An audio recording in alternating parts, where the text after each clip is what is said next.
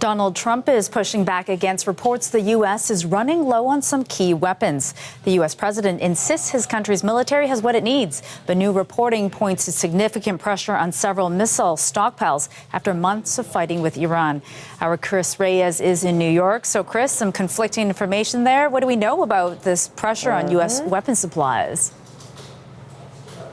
Yeah, hi, Leanne. So there's been a lot of questions around the U.S.'s munitions stockpile, given this mostly sustained campaign against Iran that will soon, by the way, hit the 6-month mark, so well beyond the original projection of 6 weeks from the Trump administration. And when Secretary of War Pete Hegseth went before a Senate committee in July, he went in making a case for $21 billion in extra funding to replenish weapons and munitions. And that was part of a bigger ask of about $67 billion to shore up the Pentagon as a result of the war in Iran.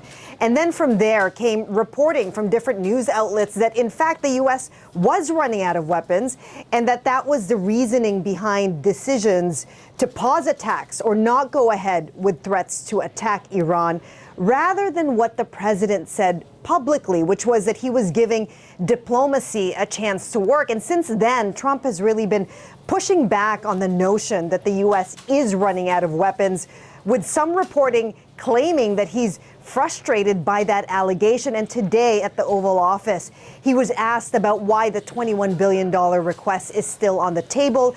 And he explained that there is always need for more weapons, and that the stock of U.S. elite weapons is actually in good shape, but that they're saving that, and they have others, which he described as not as elite or accurate, but there's plenty of that. Here's what else he said. They may not be as accurate. They may not be, they're not as elite.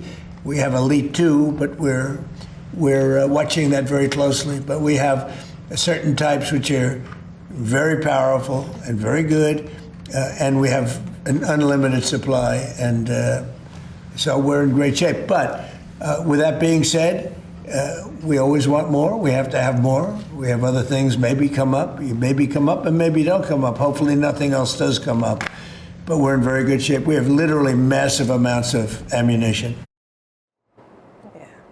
You know, Leanne, in some ways, we really are in a fog of war situation with the war in Iran. Very difficult to verify some of these claims being made by the Trump administration. But I think it's fair to say that the question out there amongst Trump's critics, and even from the Democrats, is why is this war continuing, and what is it really costing Americans? Yeah, good questions, right? 6 months on.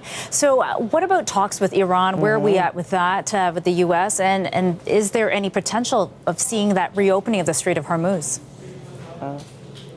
So according to Iran's deputy foreign minister today, Iran and Oman are close to agreeing on a framework that would allow for commercial shipping through the Strait of Hormuz. Now, no word from the White House whether this is something that they're willing to sign on to, because this is very different from the U.S. proposal of essentially being the country that gets to say who comes and goes through that very critical oil route.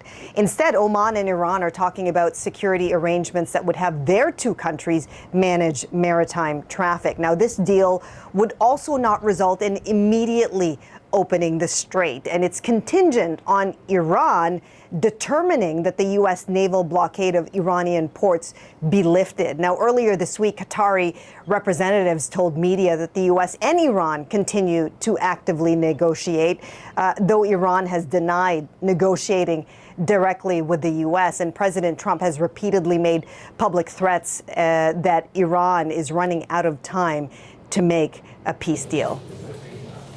Okay, thank you for that. Appreciate your reporting as always. Chris Reyes in New York.